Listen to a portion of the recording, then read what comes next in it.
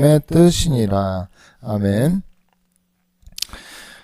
기독교 역사 속에 계속해서 끊이지 않고 성도들을 흔들어 왔던 주제 중에 하나가 뭐냐면 주의 재림의 때 그 시기를 그때가 언제이다 이렇게 예측하는 이거를 시한부 종말론이라고 하는데, 이게 우리나라에서도 크게 문제가 됐던 게 1992년이었어요. 다미선교회의 그 일로 인해서 나라 전체가 들썩였었는데, 신앙을 가진 사람들에게 있어서는 구원이 정말 큰 부분이죠. 그렇기 때문에 구원과 연관해서 주의 재림의 때가 언제인지 이런 내용은 성도라면 누구든 관심을 갖지 않을 수가 없잖아요. 그래서 이 부분을 파고 들어서 믿음이 약한 성도들을 흔드는 것이죠.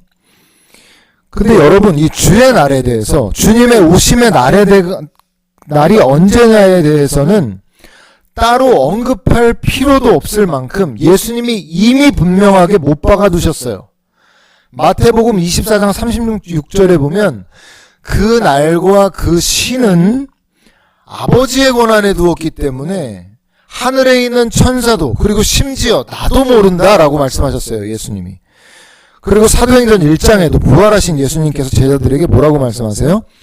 때와 시기에 대해서는 너희의 알 바가 아니다. 이걸 분명히 밝히셨기 때문에 그날이 언제냐, 그때가 언제냐에 대한 내용은 말할 필요도 없는 거죠.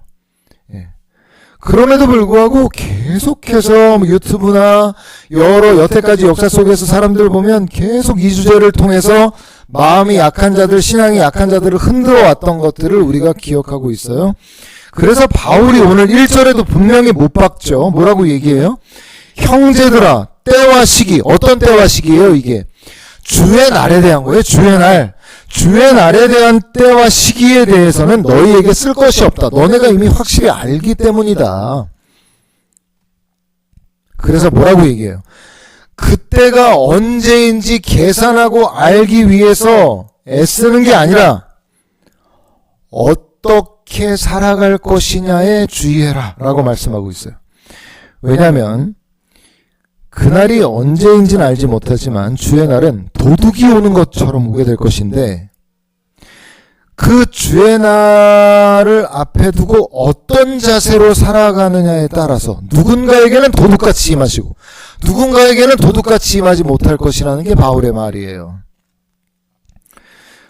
도둑이 오는 것 같이 주의 날을 맞이할 사람들은 어떤 사람들이냐면, 오늘 비유를 들듯이 마치 임신한 여인이 언제 산통이 올지를 알지 못하고 살아가다가 갑자기 산통이 임하는 것처럼 이 세상 가운데 끝이 어디 있어? 이 세상은 여전히 평안한데? 문제 없는데? 여전히 산에는 풀을 얻다가 가을이 되면 또 낙엽이 지고 그냥 또 강물은 흘러가고 세상은 그대로 흘러가는데? 평안한데? 안전한데? 세상 일에 묻혀서 세상에 빠져서 살아가다가 어느 순간 주님이 갑자기 임하시는 것이 그들에게 되기 때문에 그들은 멸망을 피할 수 없다고 얘기해요. 핵심이 뭐예요? 주의 날에 대한 어떠한 마음의 준비도 대비도 없이 이 땅 세상 일에 묻혀 살다가 그렇게 맞이한다는 거예요. 그러나 믿음이 가진 자들에게는 그렇게 임하지 못한다. 이유가 뭐냐면 뭐라고 말해요?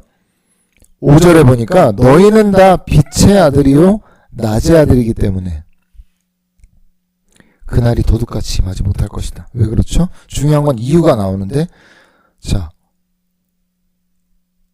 이유가 뭐냐면 너희가 빛의 아들 낮의 아들이라는 이름을 갖고 있는 자체 때문이 아니라, 빛의 아들 낮의 아들의 특징은 뭐냐면 어둠에 있지 않기 때문이다. 어둠 안에 살아가지 않기 때문이다라고 말해요. 예수님을 믿으면 우리가 성도라는 이름을 갖죠. 여러분, 세상에서 나 성도라고 얘기하죠. 크리스찬이라고 얘기하잖아요. 그런데 성도의 이름, 크리스찬이라는 이름을 가진 것이 결론이 아니라 서론이고 시작이에요. 마치 두 청춘 남녀가 서로 썸을 타다가 너무 사랑해서 결혼을 하면 큰 착각 중에 착각이 뭐냐면 결혼이 자신들의 사랑의 결실이다 라고 말하지만 결혼 생활을 10년, 20년 해온 분들 그리고 몇 년만 지나봐도 아는 것은 결혼은 결론이 아니라 뭐예요? 시작이에요. 시작. 무슨 시작이에요? 사랑을 배워가고 알아가는 결혼은 시작이죠. 아니 결혼했는데 다들 다 부부싸움하는 게 당연하다고 이제 뭐 웬만한 사람들 알잖아요. 그죠? 결혼을 하려는 청춘 남녀만 그 사실을 모르고 있어요. 들어도 들리지 않죠. 우리는 달라 이렇게 얘기하잖아요. 참. 그런 거 보면 부러워요, 우스워요. 네, 아이고 니네가 조직의 쓴맛을 봐라 이러면서 곧 온다 이러면서 결혼하면 시작되죠. 그죠? 얼마나 안 맞고 얼마나 내 어쩌다가 내가 뭐가 씌어서 이러면서 막 투닥투닥 되면서 뭘 배워가요? 사랑을 배워가고 상대를 배려하는 법을 배워가고 상대를 나보다 더 아끼는 법을 배려하면서 사랑을 배워가는 것처럼 그래서 결혼은 시작이죠. 그죠? 그래서 막 만들어져 가는 것처럼 예수님을 내가 믿겠다. 예수님이 우리 안에 들어오신 게 결론이 결코 아니고 예수님을 믿으면 성도라는 이름은 딱 같지만 그것이 결론이 아니라 이제 시작이에요. 무슨 시작? 예수님과 함께 살아가는 삶이 시작되는 것이에요. 그래서 이제는 그 신분에 걸맞는 삶이 필요하죠. 그래서 주님과 동행하면서 예전에 세상에 살아갈 때 내가 마음껏 죄짓고 마음껏 악에 살아가던 게 이제는 불편해지면서 나와 함께 살아가고 있는 주님이 원하시는 대로 삶을 살아가게 되는 것이에요. 그게 뭘 얘기하는 거예요? 낮의 아들과 빛의 아들이 보이는 그 행동의 특징이라는 거예요. 그래서 그런 사람들에게는 예수님의 오심이 뭐와 같이 임하지 않는다? 도둑이 오는 것처럼 임하지 않는다는 거예요. 여러분, 제가 말씀드렸듯이 예수님을 믿었다고 결론이 난 게 아니고 우리는 계속 그 길을 가고 있기 때문에 우리가 주의해야 될 게 뭐겠어요? 예수님을 믿었어도. 영적으로 잠들거나 영적으로 졸고 있거나 하지 않도록 우리는 언제까지? 우리가 주의 날을 맞이할 때까지 개인의 종말이든 세상의 종말이든 그때까지 계속 깨어서 달려가야 하는 것이 우리가 가야 할 길이에요. 그래서 6절에 뭐라고 그래요? 너희 이름 가졌냐? 빛의 아들 낮의 아들 이름 가졌냐? 가졌으면 다른 이들과 같이 자지 말고 오직 깨어 정신을 차려라. 이거 누구에게 하는 얘기예요? 성도들한테 하는 얘기예요. 우리한테 하는 얘기란 말이에요. 잔다는 것이 뭐에 대한 잔다는 거예요? 영적으로 잠들어 있는 거예요. 영적으로 잠들어 있지 말아라. 깨어 있어라. 자, 요거를 핵심적으로 10절에 한마디로 말씀해 주고 있어요. 같이 한번 읽어볼게요. 시작. 예수께서 우리를 위하여 죽으사 우리로 하여금 깨어 있든지 자든지 자기와 함께 살게 하려 하셨느니라. 아멘. 자, 한마디로 뭐예요? 깨어 있다는 것에 그 내용이 한마디로 뭐예요? 10절에 맨 마지막에 나오는데 예수님과 늘 함께 살아가는 것이 깨어 있는 것의 핵심, 본질이에요. 여러분, 이것을 바울은 세 가지로 나눠서 설명하는데 한마디로는 자기와 함께 살게 하셨다. 이고 이런 자들의 특징이 어떻게 나타나는 것이냐면 7절, 8절에 나와요. 세 가지로 얘기해요. 같이 한번 읽어볼게요. 시작. 자는 자들은 밤에 자고 취하는 자들은 밤에 취하되 우리는 낮에 속하였으니 정신을 차리고 믿음과 사랑에 심경을 붙이고 구원의 소망에 투구를 쓰자. 자, 세 가지를 얘기하죠. 뭐예요? 믿음과 사랑과 소망이라고 얘기해요. 여러분 이거 많이 듣잖아요. 그죠? 액자 같은 데 많이 나오잖아요. 그죠? 근데 바울이 보면 서신서, 일부 서신서의 서두에 보면 그 교회에 대해서 칭찬할 때 야 너네 참 잘하고 있어 라고 할 때 어떤 항목을 집어서 너네가 참 잘하고 있다라고 얘기하냐면 이 세 가지를 얘기해요. 너희를 보니까 믿음이 있어. 너희를 보니까 사랑이 있다. 너희를 보니까 소망이 있다. 야, 니네 잘하고 있어. 이렇게 얘기해요. 그러면 바울이 딱 보기에 어떤 교회가 살아있다. 어떤 성도가 살아있다. 어떤 성도가 깨어있다. 행동의 특징, 모습의 특징이 뭐라는 거예요? 이 세 가지로 나타나는데, 한마디로는 예수님과 늘 함께 살아가는 삶인데 세 가지 특징으로 나타나요. 그게 뭐예요? 믿음과 사랑과 소망으로 행동의 특징, 모습의 특징이 나타난다는 거예요. 그래서 여러분, 누군가 신앙이 좋다, 깨어있다라고 할 때 이 세 가지가 작동하고 있는지를 보면 알 수 있는 거예요. 첫 번째가 뭐라고요? 가장 먼저 나오는 게 예수 그리스도에 대한 믿음이 제일 먼저예요. 우리 믿음은, 우리 신앙은 이 예수 그리스도에 대한 믿음이기 때문에 예수님에 대한 믿음이 우리 안에 살아있지 않으면 영적인 생명력은 중단되는 거예요. 그래서 예수님이 우리 안에 들어오시면서 처음 예수님을 믿을 때 우리 안에 일어나는 일, 여러분 중간에 예수님 믿으신 분들은 그 그래프가 확 뛰잖아요. 어려서부터 예수 믿은 분들은 약간 완만한 그래프라고 해도 중간에 예수 믿은 분들은 갑자기 그래프가 확 뛰는 때가 있어요. 예수님 없이 살다가 믿었기 때문에 그래요. 그럴 때 뭘 느끼냐면 완전히 메말랐던 땅에 물이 확 들어와서 그 기갈이 해소되는 것 같은 영적 생명력이 딱 차오르는 기쁨을 느낍니다. 예수님을 믿을 때, 예수님이 내 안에 들어올 때, 이거를 내가 원했던 거구나. 내가 세상을 살아가면서 찾았던 게 이런 거였는데 내가 엉뚱한 것들에 마음을 쏟았구나. 돈에, 내가 명예에, 인기에 내가 이렇게 미쳐 살았구나. 내가 원했던 건 뭔데?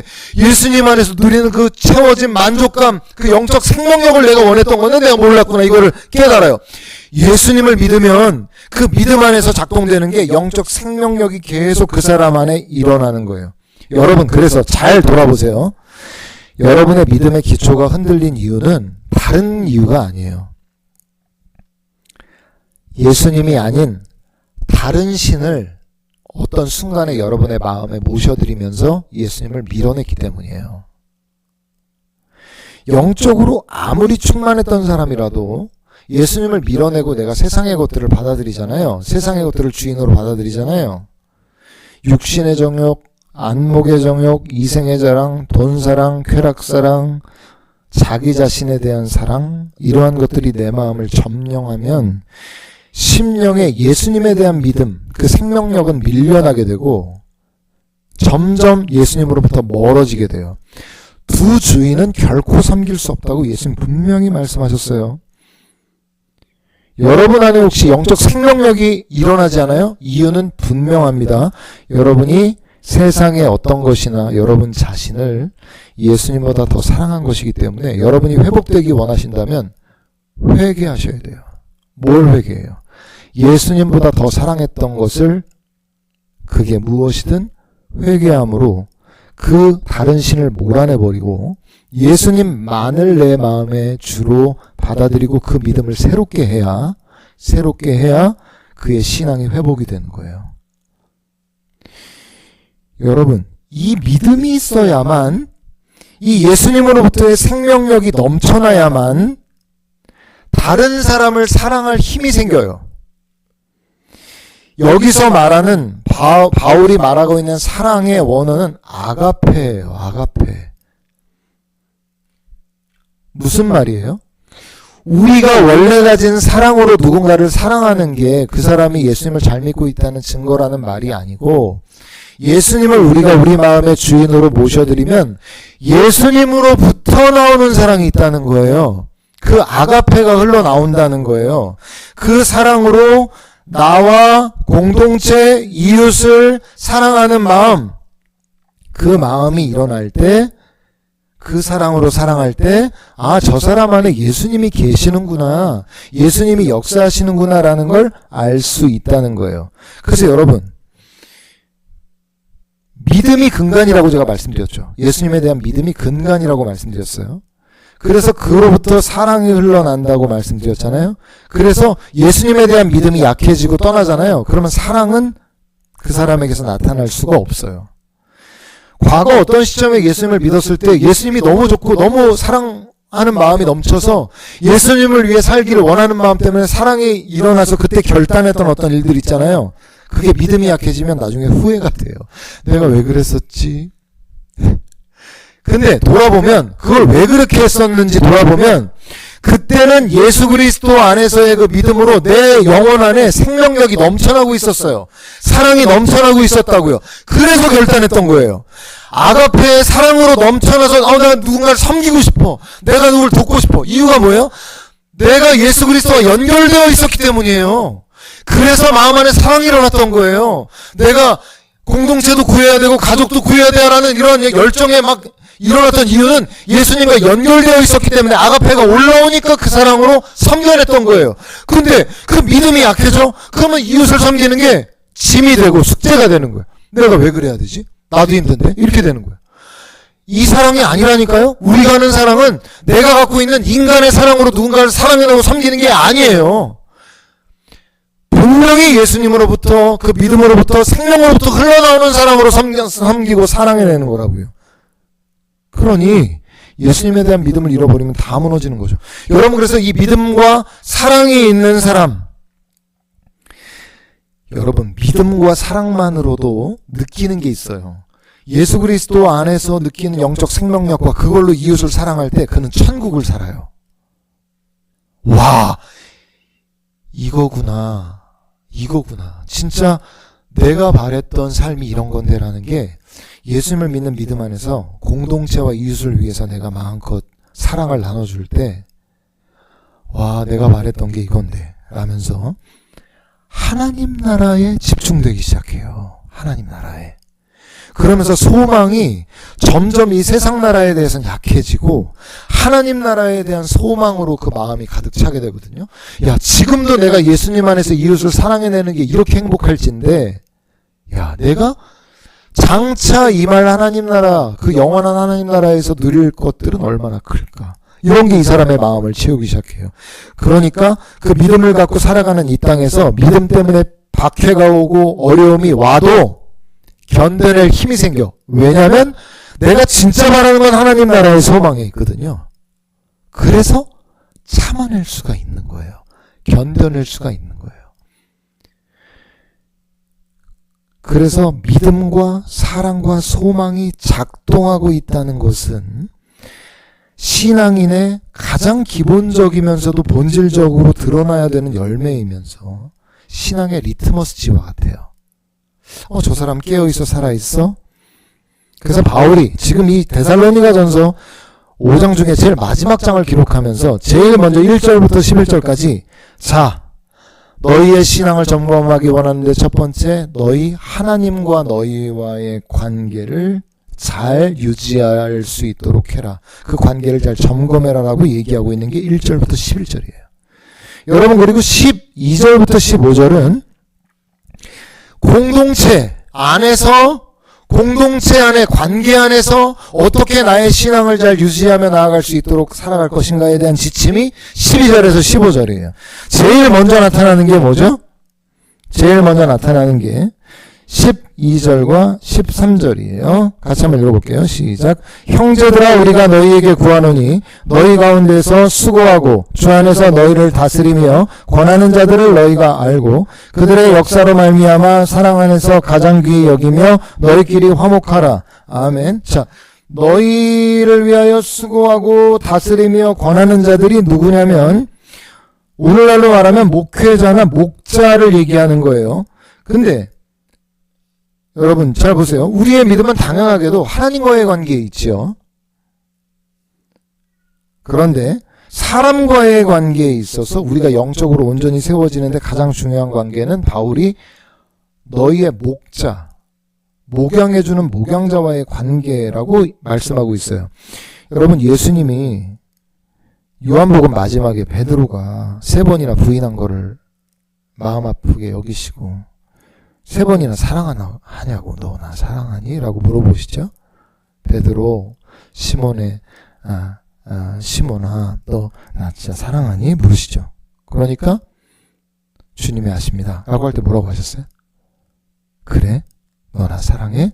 그러면 내 양을 먹여다오. 사랑하니? 주님이 하십니다. 내 양을 쳐다오. 너나 사랑하니 내 양을 먹여다오. 이렇게 얘기하시죠. 여러분 잘 보세요. 예수님은 오늘날 예수님의 양들을 먹이고 세우고 성장시키고 성숙시키는데 하나님이 분명 역사하시지만 누구를 통해 양들을 먹이고 세우고 일으키냐면 목회자와 목자, 여러분의 영혼을 돌보는 그 영혼들을 통해서 여러분을 세우시는 거예요. 그래서 여러분, 목회자가 잘나서나 목회자가 나와 성향이 맞아서나 목회자가 나한테 잘해줘서나 이런 것 때문에 지금 본문에서 사랑 안에서 가장 귀히 여기라고 말씀하고 있는 게 아니에요. 이유가 왜 그래요? 13절 서두를 잘 보세요. 이유가 뭐라고 나와요? 뭐 때문이래요? 그들의 역사로 말미암아 그들을 사랑 안에 가장 귀히 여기라. 그러니까 무슨 말이에요? 그들이 행하는 일이, 바울이 뭐라고 말해요? 그들이 행하는 일이 하나님께서 너희를 먹이고 너희를 세우는 일을 그들에게 맡겼기 때문에 그들과의 관계를 잘 유지하는 게 너희에게 너무 중요하다고 말씀하고 있는 거예요. 여러분, 그래서 사탄이 목회자나 목자와의 관계를 깨뜨리기 위해서 얼마나 기회를 엿보고 있는지 몰라요. 왜냐하면 목회자와의 관계가 틀어지면 제일 먼저 말씀이 안 들어오거든요. 그러면 영혼이 병들기 시작하는 거예요. 그래서 여러분, 이 말씀은 자신이 자기의 영적 생명의 사활을 걸고 이 목회자와의 관계를 잘 지켜내야 된다라는 거거든요. 여러분, 온라인 신자나 떠돌이 신자들 오늘날 그들이 왜 위험하냐고 저에게 물어본다면 처치곤란에서도 그거 이제 나왔더라고요. 온라인 예배 어떻게 생각하느냐라고 하는데 저는 매우 위험하다 이렇게 생각해요. 왜냐하면 우리 신앙은 그냥 하나님과의 관계만 있는 게 아니에요. 그렇게 해서 신앙의 유지가 못 돼요. 그렇게는. 온라인 예배가 익숙해지면 문제가 뭐냐면 그에겐 목자가 없어요. 여러분, 제가 여러분에게 여쭤볼게요. 여러분 목자가 있어요? 여러분이 만약에 없어요? 만약에 우리 교회가 1000명, 2000명 돼서 만약에 우리 교회에 오는 예배 드리러 오는 분들 중에 예배만 드리고 등록 안 하고 그냥 예배만 왔다 그냥 가시는 분들이 있을 수도 있죠. 그죠? 그런 분들이 왜 위험하냐? 온라인 신자가 왜 위험하냐? 그들에게 제가 그분들 나갈 때 나가서 예배는 드리시는데 제가 성도님의 목자가 맞습니까? 라고 이렇게 물어본다면 그분은 그냥 주일날 와서 예배 드리는 거거든요. 근데 제가 부담스럽게 혹시 제가 성도님의 목자가 맞습니까? 이렇게 물어본다면 얼마나 부담되겠어요. 자기가 예배만 드리려고 한 건데. 여러분, 떠돌이 신자, 온라인 신자, 이게 말이 안 되는 이유는 하나님은 양을 돌보는 일을 누굴 통해 한다고요? 주의 제자들을 통해서 한다니까요. 목자들을 통해 한다니까요. 그래서 여러분 물어봐야 돼요. 여러분이 교회를 나오고 있더라도 전선택 목사가 나의 목자가 맞나? 여러분, 오늘날 이 시대 가운데는 사람들이 자기의 목자를 두기를 원치 않아요. 왜냐면 내가 예수 하나님 잘 믿으면 되는데 나에게 목자가 필요해. 나의 영혼의 상태를 왜 목자에게 점검받아야 되거나 왜 내가 여러 가지 권면과 때로는 책망도 받아야 돼. 나 그러고 싶지 않은데라는 생각이 오늘날 더 많이 들 수 있어요. 그래서 오늘날 교회들 가운데 교회를 쉽게 이동하는 분들이 많거든요. 제가 옛날부터 얘기했어요. 옛날부터. 저는 이거는 사역자를 하면서부터 계속 얘기했어요. 영혼들한테, 청년들한테, 성도들한테. 왜 그게 위험하다고요? 자기는 모르죠. 목자를 잃어버리는 거예요, 그게. 제가 교회를 그냥 여기 만약에 이곳저곳 만약에 옮기는 청년들이나 성도들이 있다면 분명히 물어볼 거예요. 그런 분들에게 물어보면 얼마나 당황할지 여러분도 한번 물어보세요. 그런 분들이 옆에 있으면. 근데 너의 목자는 누구야? 이러면 정말 깜짝 놀랄걸요. 목자 없는데? 아니 어떤 목사님도 좋고 이 목사님도 그 목회자도 좋고 누구도 좋던데 그거 말고 너의 목양자가 누구야? 이게 얼마나 중요한 말인지 알아야 돼요. 주님은 그렇게 역사하시기 때문이에요. 여러분, 그 뒤에 나오는 모든 말씀들의 이 모든 항목들의 이 내용들이 잘 생각해 보세요. 공동체가 없다면 불가능한 얘기들이에요. 그 다음 뭘까요? 그 다음에 뭐라고 나오죠? 게으른 자에 대해서 권계하라 라고 되어 있는데 이것도 공동체 안에서 일어나는 일이거든요. 그러니까 우리 공동체 안에 누가 게으른 사람이 있어요. 정신이 버쩍 나죠, 그죠? 게으름? 이거 어떡하지? 게으른 자는 어떻게 하래요? 권계하라. 영어로는 warning이에요. warning. 원하는 거, 원하는 거예요. 원이 뭐죠? 이게 원어를 보면 주의를 주거나 온건하게 책망하라 라는 뜻이에요. 성경은 분명히 게으름을 죄라고 규정하고 있어서 누가 일하기 싫고 나태함에 빠지고 계속해서 자기의 육신에 빠지는 거거든요. 이게 그러한 사람들이 공동체 안에 있다면 마음은 아프지만 어떻게 하라는 거예요? 위로와 격려가 아니라 경계, 원해줘야 된다는 거예요. 이거는 좀 약간 끊어줘야 되는 거예요. 너 그렇게 하면 안 돼 라고 얘기해줘야 돼요. 서운하죠. 속상하죠. 그렇게 얘기하면. 그러나 게으름은 그렇게 깨워줘야 되는 일이라는 거예요. 위로와 격려가 필요한 사람은 그 다음에 나와요. 그 다음에 어떤 자래요? 마음이 어떤 자? 게으른 자 다음에 나오는 게 마음이 약한 자들이 나오죠. 마음이 약한 자들, 영어로는 티미드예요. 티미드. 티미드라는 단어 아세요? 소심한 이란 뜻이에요. 티미드. 그런데 소심한 자, 그러니까 마음이 여린 분들이에요. 성향적으로 쉽게 낙심하고 낭망하는 분들이 있거든요. 그런 분들은 많이 위로해주고 격려해줘야 돼요. 왜냐하면 기본적으로 위축되어 있어요. 기본적으로 쉽게 상처를 받고 쉽게 마음이 다운되는 분들이거든요. 그런 분들을 온전케 한다고 책망하잖아요. 그런 분들은 바로 시험에 들어요. 그래서 그런 분들에 대해서는 공동체가 아까 위에 나온 것처럼 원하는 게 아니고 그런 분들은 위로와 격려해줘야 돼요. 유리잔을 대하듯이 그런 분들은 조심조심 해줘야 돼. 그 다음에 나오는 사람들이 힘이 없는 사람들, 영어로는 더 weak라고 나오는데 육신적으로는 장애를 가진 분들일 수 있어요. 경제적으로 보자면 경제 약자들, 어떤 사회 약자들, 이런 데가 더 weak해요. 근데 교회 공동체가 그들을 향해서 해야 될 일은 영어로 간단해요. help라고 나와 있어요. 어떻게 하라고 그래요? 도와주라는 거예요. 약한 자들이 보이냐? 공동체 안에 그들을 도와줘라. 그러니까 공동체는 그들을 도우면서 성장하고 약한 자들은 도움을 받으면서 성장해요. 교회 내 약자, 지역사회 도움이 필요한 사람들에게 구체적이고 실질적인 도움을 주는 게 교회 공동체의 역할이다. 그래서 여러분, 저희가 지난번에 산불 피해 입은 자분들이나 폭우 피해 입은 분들에게 헌금을 모아 전달하고 이런 일들이 있는데 그건 그분들이 그냥 단순히 안타까워서 뿐만이 아니에요. 이거는 예수님께서 우리에게 말씀하신 교회의 의무이기 때문에 그래요. 그런 거예요. 여러분, 그리고 그 다음에 나오는 게 모든 사람에 대해서 어떻게 하래요? 모든 사람에게 오래 참으라 라고 말씀하고 있어요. 여러분, 고린도전서 13장에 보면 사랑이 나오는데 이거 사랑에 대해서 설명하고 있어 라고 하면서 고린도전서 13장을 읽으면 좀 실망을 할 수가 있죠. 왜요? 고린도전서 13장을 집에 가서 천천히 잘 읽어보세요. 왜 실망하죠? 그러니까 제가 기대했던 건 사랑은 애틋하고 사랑은 뜨겁고 열정적 이런 게 쓰여 있을 줄 알았는데 사랑은 제일 먼저 나오는 게 뭐예요? 오래 참고 온유하고 성내지 않고. 여러분, 그 고린도전서 13장의 사랑을 얘기하면서 절반이 뭘 얘기하냐면 인내하라는 거예요.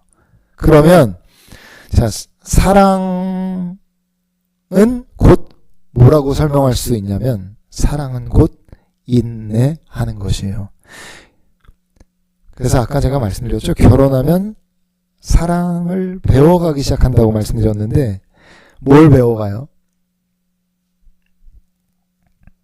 상대방을 참아주고 기다려주는 것을 훈련하죠. 결혼하기 전까진 그렇게 내가 사랑하면서도 내 속을 뒤집고 힘들게 하는 그런 대상이, 예전에 그럼 내가 싫으면 그냥 내가 자녀일 때는 샤 이러면 되고, 바깥에서 그런 사람은 그냥 관계를 단절하면 되는데, 이 사람은 내가 평생 살자고 결혼한 사람이기 때문에 도망도 못 가요. 도망도 못 가는데 내 속을 계속 힘들게 하고 어렵게 하고 괴롭게 하고 더스럽게 만든단 말입니다. 그러면은 여러분 어떻게 할 거예요? 결혼했는데 참고 기다리고 인내하면서 사랑하는 법을 배워가죠.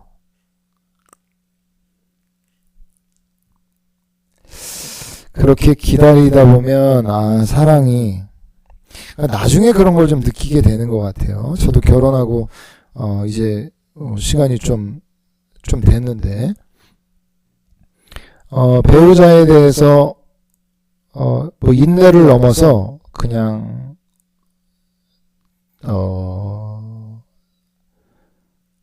측은한 마음도 들고 뭔가 어떻게 상대를 좀 더 편하게 해줄 수 있나 이런 고민을 하고 예전에는 사랑이 그런 거라고 생각해 보지도 못했는데 결혼하고 나서 상대를 위해서 희생하는 것, 좀 더 수고하는 것이 사랑이라는 걸 알아가죠. 그래서 예전엔 나의 유익을 위해서 사랑을 했는데 시간이 가면 갈수록 가정 안에서 사랑을 배우면서 상대의 유익을 구하는 것이 사랑이라는 걸 배워가는 거예요. 지금 여기서 바울이 공동체 안에서 어떻게 하라는 거예요? 참으라는 거예요. 나랑 안 맞는데 가정 안에서 사랑을 배우고 공동체 안에서 사랑을 배워요. 나랑 다른 사람들을 품어내는 것이죠. 여러분 그걸 지금 바울이 요청하고 있어요. 이제 확장해요. 세상 사람들에게서는 어떻게 해야 되냐? 악으로 악을 갚지 말게 하고 서로 대하든지 모든 사람을 대하든지 항상 선을 따르라라고 말씀하고 있어요. 여러분 제가 여러분한테 정말 미안한 마음을 갖게 될 때가 있는데 성도들이 세상에서 억울한 일, 속상한 일을 당해서 목사님 진짜 이럴 때는 어떻게 해야 돼요? 라고 저한테 얘기할 때 정말 마음이 너무 어려워요. 왜냐면 경제적인 피해를 입히고 우리 성도들의 권리를 침해하고 아나무 인격으로 행동하는 사람들을 만나서 막 속이 막 뒤집어지는데 어떻게 하라고 하면 제가 뭐라고 답을 해요? 악하게 대하지 말고 참고 선으로 대하라 라고 말하는데 그게 얼마나 힘든 일인지 알기 때문에 성도들한테 차라리 제 마음은 내가 겪고 말지 싶은 그런 마음이 들 정도로 목회자로서 너무 미안하고 그런 마음들이 사실 들거든요. 근데 바울이 그렇게 말하는 거예요. 너희 세상에서 살아가면서 많은 악한 일을 겪을 거야. 악을 너희가 직면하게 될 거거든. 근데 그럴 때 악으로 대하지 말고 선으로 대해라 라는 거예요. 이것이 뭘 말씀하고 있는 바라고 그랬어요? 공동체 안에서 나의 영혼을 지키는 방법이라고 지침을 주는 거라 그랬잖아요. 세상에서 악을 악으로 대하면 그 사람이 피해만 보는 게 아니라 제일 피해보는 게 자기 자신이에요. 분노에 휩싸이고 그 미움 가운데 억울함 가운데 그 사람에게 더 악으로 갚지 못한 것 때문에 막 분노하죠. 그래서 싸우면 이제 분노가 터져버리잖아요. 감정이 점점점 커지거든요. 사실 자기 자신이 제일 어렵거든요. 그러니까 이제 바울은 오히려 그런 자들에게 악을 키우지 말고 선으로 대하라고 이렇게 권면하고 있는 것이에요. 자, 16절부터 22절은 이제 온전한 신앙을 지키기 위한 자기 자신에 대한 지침이에요. 우리가 오늘은 16절에서 18절까지만 볼 텐데요. 같이 한번 읽어볼게요. 이거 아주 유명한 구절이에요. 시작. 항상 기뻐하라. 쉬지 말고 기도하라. 범사에 감사하라. 이것이 그리스도 예수 안에서 너희를 향하신 하나님의 뜻이니라. 아멘. 여러분, 저는 처음에 이 말씀을 봤을 때 교회 다니기 전부터 이걸 봤기 때문에 좋은 말이다라고 생각했었고, 이제 믿음을 갖기 시작하면서 이 말씀을 봤을 때는 솔직히 말씀드리면 절망적이었어요. 절망적일 뿐만 아니라 너무 가혹하다는 생각까지 했어요. 왜냐면은 일상에 얼마나 화가 나는 일이 많고 짜증나는 일이 많고 눈앞에 시각적으로 벌어지는 일들이 많은데 항상 기뻐하고 쉬지 않고 기도하고 범사에 감사를 해라. 저 솔직히 마음으로 야 이거는 하나님의 말씀이라도 순종하기가 불가능하다 이렇게 생각해. 거의. 그래서 빠져나가고 싶었는데 맨 뒤에 도장을 쾅 찍으셨죠. 뭐라고 말씀하세요? 18절 끝에 이것이 그리스도 예수 안에서 너희를 향하신 하나님의 뜻이니라. 자, 여러분 어떻게 하실래요?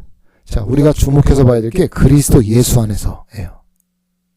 이게 왜 중요하냐면 여기 지금 항상 기뻐하라는 게 그냥 항상 기뻐하라는 게 아니에요.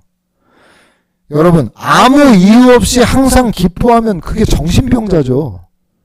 이유 없는데 뭐 갑자기 길 없는 제가 막 어찌라면서 웃고 있고 여기서 웃고 있고 이러면 여러분 저 병원에 입원시켜야죠. 저를 가만히 두면 되겠어요? 여러분 그 얘기를 하는 게 아니에요. 지금 무슨 얘기를 하는 거예요? 그러면 우리가 아까 서두에서 살펴본 것처럼 이거는 예수님과의 관계에서 밀려오는 즐거움과 기쁨이에요. 예수님과의 관계 안에서 나에게 주신 예수님이 나에게 부어주신 사랑 그것이 나에게 흐르고 있다는 확신 그 예수님이 나와 늘 함께하고 있다는 것에 대한 그 믿음 안에서 주어지는 기쁨 안에서 기뻐하라는 거예요. 여러분 세상 일이 얼마나 쉽게 우리를 낭만케 하고 염려하게 하고 좌절하게 만들어요. 근데 중요한 건 뭐냐면 시선이에요. 시선. 관점이라고요. 지금 항상 기뻐하라는 것은 바울이 너희의 시선을 너희가 살아가는 가운데 항상 예수님께 두라라는 거예요. 현실에 두지 말고 너희의 시선은 항상 예수님께 두는 가운데 현실을 살아가라는 거예요. 그러면 예수님과 함께 현실 앞에 서게 되면서 현실을 압도하는 기쁨이 우리 가운데 항상 유지될 수가 있다는 거예요. 그런 맥락에서 항상 기뻐하라는 것이지 이게 이유 없이 항상 기뻐하라는 게 아니에요. 여러분 이 세 가지가 같은 흐름 가운데 주어지고 있는데 범사에 감사하라는 것도 같은 맥락에서 주어지고 있는 거예요. 이것 또한 관점, 시선의 문제예요. 어떻게 볼 것이냐는 거예요. 예수님 안에 살아가는 사람은 관점이 감사의 관점인데 누군가는 예수님 밖에서 철저히 인간적으로 세상적으로 바라본단 말이에요. 요새 한참 덥던 여름 더위가 가시고 조금 선선한 바람도 불죠. 그래서 누군가는 이렇게 얘기할 수 있어요. 예수님 요새 여름 더위가 한풀 꺾이고 시원한 바람이 부는 게 너무 감사해요. 이럴 수 있거든요. 근데 누군가는 이러죠. 9월인데도 아직도 이렇게 더워 짜증나 이럴 수도 있어요. 그렇잖아요. 누군가는 내 가족에 대한 감사의 이유 100가지를 바라보고 있는데 누군가는 내 가족에 대해서 미운 점만 100가지 바라보고 있어. 중요한 건 현실은 똑같은데 현상은 똑같은데 내가 어떤 관점으로 바라보느냐에 따라서 누군가는 감사하고 있고 누군가는 불평 원망하고 있다는 거예요. 관점에 따라 그렇게 보면 보이는 게 있거든요. 예수님의 관점으로 보면 드러나는 게 있어요. 감사일기 써보셨어요? 감사일기? 감사일기 써보셨어요 혹시? 감사일기를 처음에 쓰면은 쓸 말이 하나도 없어요. 저도 그래. 감사일기를 처음에 쓰면은 사실 이걸 왜 하고 있지? 펜 들고 이거 억지 아니야? 막 이런 생각도 들고 막 이런 생각이 들면서 한참을 있다가 하나씩 쓰거든요. 근데 감사한 내용을 하나하나 적다 보면 잠깐만 이게 감사한데 그럼 이것도 감사한데 잠깐만 이것 진짜 감사한 일이었네? 그럼 잠깐만 이것도 감사한데 감사가 갑자기 터져나오면 감사한 게 쓸 게 너무 많아져요. 근데 그 감사를 계속 써내려가면서 문득 딱 드는 생각이 무슨 생각이 드냐면 잠깐 이거 하나님이 나에게 다 선물로 은혜로 주신 것들이었네. 근데 내가 몰랐네. 라는 걸 감사 노트를 쓰면서 알게 되죠. 발견하게 되는 거예요. 없었던 게 아니에요. 예전엔 당연히 여겼던 거예요. 그건 당연하고 나한테 조금만 불편하고 나를 조금만 어렵게 만들면 그거에 몰두해서 그거를 원망하고 불평하면서 나는 불행해 라고 하면서 불행에 빠졌었어. 근데 내가 감사의 관점으로 보게 되면서 감사한 것들이 너무 많다는 걸 알게 되고, 이게 기본적으로 하나님 안에서 내 삶에 감사가 넘쳐난다는 걸 알고 누리며 살아가고 있기 때문에 마음에 늘 감사의 관점으로 보면 그렇게 버릴 게 별로 없는 거죠. 생각해 보세요. 세상 일들 염려할 거, 걱정할 거 얼마나 많아요. 불평할 거, 원망할 거 얼마나 많아요. 근데 감사의 길을 하나둘 써내려가다 보면 세상에 이렇게 많았어요. 그건 안 해보면 몰라요. 감사를 안 해보면 몰라요. 근데 여러분이 감사를 해보잖아요. 그러면 하나님으로부터 주어져 하나님의 손이 보여요. 하나님의 얼굴이 보이고. 안 하니까 모르죠. 안 하니까 한번 해보는 것이죠. 여러분, 그래서 이렇게 예수님 안에서 우리가 감사의 관점으로, 항상 기뻐하는 관점으로 모든 것들을 바라볼 때 이게 나를 살리거든요. 일단 나를 살리고 내 가족을 살리죠. 왜냐하면 내가 항상 기쁨과 감사 가운데 있기 때문에 나를 만나는 가족들이 내 짜증이나 원망이나 불평이나 이런 걸 받아내는 게 아니라 그 사람 안에 있는 기쁨과 감사를 나누기 때문에 나를 살리고 가족을 살리고 공동체를 살려요. 항상 원망 불평하는 사람들은 사람들 옆에 있고 싶어 하지 않아요. 이것도 불만이고 저것도 불만이고 저것도 불평이고 이것도 불평이에요. 현상은 누구나 다 똑같아. 여름에 더운 거 다 똑같았어. 근데 누군가는 거기에서 감사를 찾고 하나님 주신 선물을 찾는데, 누군가는 더워 죽겠네, 짜증나 죽겠네, 진짜 왜 이래, 괴로움만 있어, 난 이것도 없고 저것도 없고 이것도 안 되고 저것도 안 돼. 하나님 그렇게 하지 말라는 거예요. 감사의 관점으로 보면 내가 너에게 준 것들이 보이기 시작할 거다라고 말씀하시는 거예요. 쉬지 말고 기도하라는 구절이 저를 제일 절망하게 한 구절이었어요. 왜냐면은 저는 초신자 때 기도할 때마다 목이 쉬었거든요. 왜냐면은 제가 아주 못된 그런 마음의 의도가 있었는데, 이 교회에서 내가 하나님을 제일 사랑하는 사람이 돼야지, 그래갖고 목소리가 제일 큰 사람이 하나님을 제일 사랑하는 거야, 스스로 이렇게 생각하면서 기도를 제일 큰 소리로 했어요. 옆에 있는 사람들이 얼마나 짜증이 났겠어요. 내가 나중엔 미안하더라고요. 물론 그 교회를 떠나서 미안했어요. 그때 있었으면 사과를 다 하는 건데 사과를 못하고 떠났어요. 막 그렇게 1시간 막 넘게 막 기도를 하잖아요. 그럼 목소리가 안 나와요. 너무 소리를 질러가지고. 근데 제가 이 구절을 본 거예요. 쉬지 말고 기도하라는 거예요. 1시간만 기도해도 목이 아프고 진이 빠지고 막 목소리가 안 나오는데 기절할 지경이죠. 그래서 이건 불가능하다. 어떻게 하나님, 정말 하나님의 말씀이냐, 이걸 말씀하실 수가 있습니까? 여러분 예상하겠지만 그걸 얘기하는 게 아니에요. 기도 시간에 자리에 앉아서 기도하는 그 기도로 쉬지 말라는 게 아니고, 우리 내면에 계속해서 하나님께 대한 기도의 자세를 유지하는 가운데 살아가라는 거예요. 왜냐하면 이러한 기도가 하나님 앞에 계속 올려지는 가운데 하늘의 생명 라인이 끊어지지 않고 계속해서 연결되어 살아갈 수 있기 때문에 그런 거예요. 길을 걸으나 밥을 먹으나 우리가 지하철을 타거나 항상 기도하는 마음으로. 여러분, 사탄 마귀가 사용하는 스마트폰이 왜 그렇게 두렵고 무섭냐면, 여러분의 하루를 한번 생각해 보시겠어요? 여러분 아침에 누가 깨워줘요? 여러분 아침에 누가 깨워줘요? 스마트폰이 깨워주죠? 일어난 다음에 가장 먼저 확인하는 게 뭐예요? 알림이죠. 일어나서 여러분 씻으러 가죠. 혼자 가요? 스마트폰이랑 같이 가요? 아닐 수도 있어요. 아닐 수도 있어요. 나와서 밥 먹죠. 밥 먹으면서 뭐 하세요? 스마트폰 보죠. 길을 걸어요. 이제 블루투스 이어폰을 낄 차례가 됐어요. 이어폰을 끼고 길을 걸어요. 음악이 들려요. 차를 타요. 음악을 들어요. 좋아요. 일해요. 바쁘니까 어쩔 수 없이 잠깐 밀어놔요. 그러나 또 모니터 화면에서 카톡도 뜨고 잠깐 유튜브도 보고 점심 먹고 스마트폰 보고 저녁 일과하고 스마트폰 보고 집에 올 때 스마트폰 보고 밤에 늦게 이제 하루 수고 많았으니까 한 2-3시간 스마트폰 보고 자기 전에도 누가 있어요? 스마트폰이 있죠. 그리고 잠들어요. 그러면 여러분의 기도 라인이 열려 있나요? 그 하루에? 아침에 누가 깨워준다고요? 스마트폰이 깨워줘서 잠들 때까지 얘가 옆에 있거든요. 그럼 여러분이 잠들 때까지 스마트폰이 옆에 있으면서 여러분이 기도할 틈을 주나요? 아니면 여러분이 잠깐 시간을 내서 기도할 시간을 갖나요? 드라마가 너무 재밌으면 그런 시간 못 가질 거예요, 아마. 어쩜 쇼츠가 내 마음이 원하는 것만 그렇게 계속 나올지도 몰라요? 릴스가 여러분이 원하는 것만 나올지 몰라요. 항상 기뻐하고 심하고 기도하고 범사에 감사해야 되는데 여러분의 그러한 것들을 계속해서 중단해요. 여러분 중요한 거 잘 들어보세요. 우리의 믿음은 지금 바울이 1절부터 18절 뒤에까지 믿음은 가만히 있는다고 자라나거나 가만히 있는다고 좋아지는 게 아니에요. 우리 신앙은